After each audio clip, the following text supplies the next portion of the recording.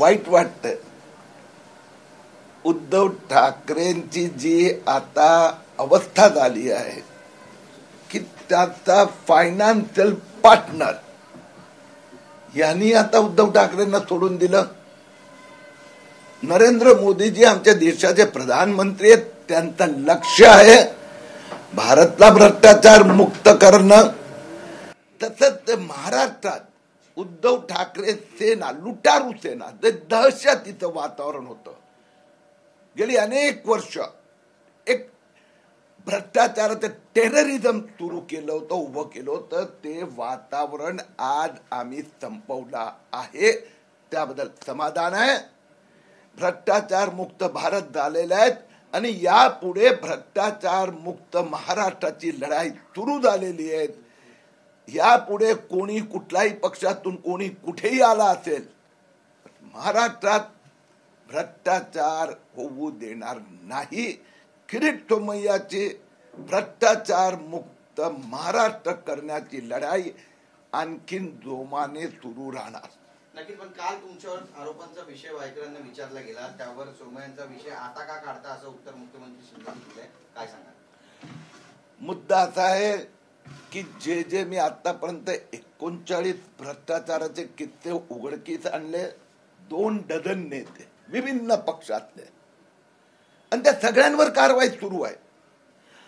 किरीट सोमय्याचं काम आहे ज्युडिशियली ऑथॉरिटी पर्यंत ते घेऊन जायचं. पुढचं काम आता महाराष्ट्राचा मंत्रालयात एकनाथ शिंदे आहेत, देवेंद्र फडणवीस आहेत, त्यांचं आहे. आणि देशात कणखर नेतृत्व नरेंद्र मोदीजी. म्हणून त्या तपास यंत्रणांनी पुढे काय कसं ते तपास पुढे घेऊन जायचं, लॉजिकल एंड पर्यंत घेऊन जायचं, हे त्यांचं कर्तव्य आहे.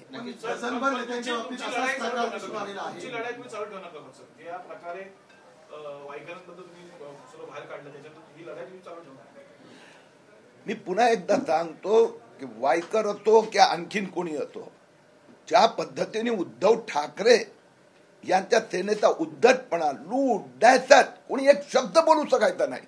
मला अभिमान आहे की मला देवेंद्र फडणवीस जी असो, अमित शाह असो, नरेंद्र मोदीजी यांनी जो पाठिंबा दिला, जे संरक्षण दिलं, त्यामुळे उद्धव ठाकरेच्या लुटारू सेनेची दहशत मुंबईची संपवली. आज मुंबईचा नागरिक, महाराष्ट्राचा प्रत्येक व्यक्ती आपल्याला सुरक्षित मानतोय. म्हणून लढाई सुरू आहे भ्रष्टाचार विरुद्धची, ती तशीच राहणार.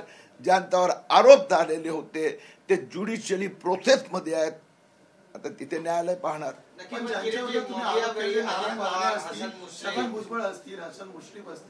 सर्व मंडळी आता केंद्रीय किंवा राज्याच्या मंत्रिमंडळामध्ये दिसत आहे. हो, किरीट सोमय्याचं कर्तव्य आहे की आता मोदी प्रशासन, मोदी सरकार, मोदींची गॅरंटी यात पालन महाराष्ट्रात पण होणार. महाराष्ट्रात झालेला भ्रष्टाचार मी बाहेर काढला, त्याचा कारवाई योग्य पद्धतीने सुरू आहे. जे होईल त्याचा न्यायालय पाहणार. पण यापुढे कोणीही भ्रष्टाचार केला तर ते आम्ही खपून घेणार नाही. पण अजित पवार, हसन मुश्रीफ यांच्या मंत्रिपदाच्या राजीनाम्याची मागणी तुम्ही मवियाच्या काळामध्ये केली होती, तीच मागणी आता फडणवीसांना तुम्ही करणार आहात का किंवा शिंदेंना करणार आहात का? 39 भ्रष्टाचाराचा प्रकरणात तपास होऊन ते न्यायालयात आहे. आता न्यायालयाने काय करायचं तो निर्देश किरीट सोमय्या नाही देऊ शकत. जिस तरह से वायकर को बार-बार ईडी दफ्तर बुलाया जा रहा था, जांच एजेंसी बैठी हुई थी, अचानक से शिंदे सेना में शामिल हो गए हैं, क्या आगे भी आपका फॉलोअप रहेगा इस चीज को लेकर? मुझे तो एक बात का समाधान हो रहा है कि गए कुछ वर्षों में उद्धव ठाकरे जी की लुटारू सेना ने मुंबई में जो दहशतवाद, भ्रष्टाचार का दहशतवाद, कोई आम आदमी बोल नहीं सकता था, किसी की भी मारपीट, उनकी गाड़ियां जला देना, यह जो उनकी दुष्ट सेना के जो दहशत का अंत आ गया. अंतिम उद्धव ठाकरे का प्रामाणिक, जो उनसे प्रामाणिक सहयोगी भी अभी उससे बाहर आ गया है. रही बात भ्रष्टाचार की, मैंने 24 राजकीय नेताओं के 39 भ्रष्टाचार के खुलासे किए, सब में शिकायतें हुई, सब अब न्यायालय में चल रहे हैं और न्यायालय अपना काम पूरा करेंगे। ये जिम्मेदारी आज भी मैं ले रहा हूं कि प्रधानमंत्री नरेंद्र मोदी जी ने गारंटी दी है भ्रष्टाचार मुक्त भारत, भ्रष्टाचार मुक्त महाराष्ट्र में।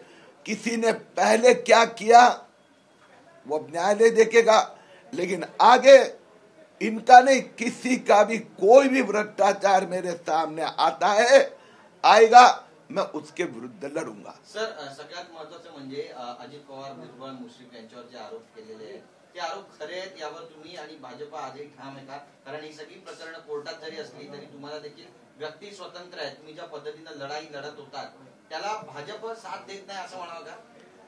आता न्यायालय किरीट तुम्हाला साथ देत नाही असं म्हणणं जरा दुस्साहस नाही, अयोग्य म्हटलं जाणार, कारण की सगळी प्रकरणं न्यायालयात गेली आहेत। आणि माझा तर्क, मी तर भारतीय जनता पक्षात एक सामान्य कार्यकर्ता आहे, माझ्याकडे कुठलं पद, अधिकार, जबाबदारी काहीच नाही आणि त्याच्या दमडीचा अफसोस नाहीये। तर सामान्य कार्यकर्ता हे प्रशासनकडे, तपास यंत्रणाकडे आणि न्यायालयापर्यंत पोहोचला आहे, न्यायालय योग्य ते निर्णय घेणार। मी आणखीन एक या निमित्ताने सांगतो, रोहित पवारांसाठी शरद पवार एवढे बोलतायत तर पवार साहेब रोहित पवारच्या कन्नड साखर कारखान्याचं व्हॅल्युएशन किती होतं, किती मध्ये घेतलं, घेतल्यानंतर 3 महिन्यात किती कोटीचं कर्ज मिळवलं आणि त्या कर्ज कुठे डायव्हर्ट केलं त्याचे आकडे सांगा ना। आणि त्यामुळेच रोहित पवारांचे साखर कारखान्यावर जप्ती आली आहे।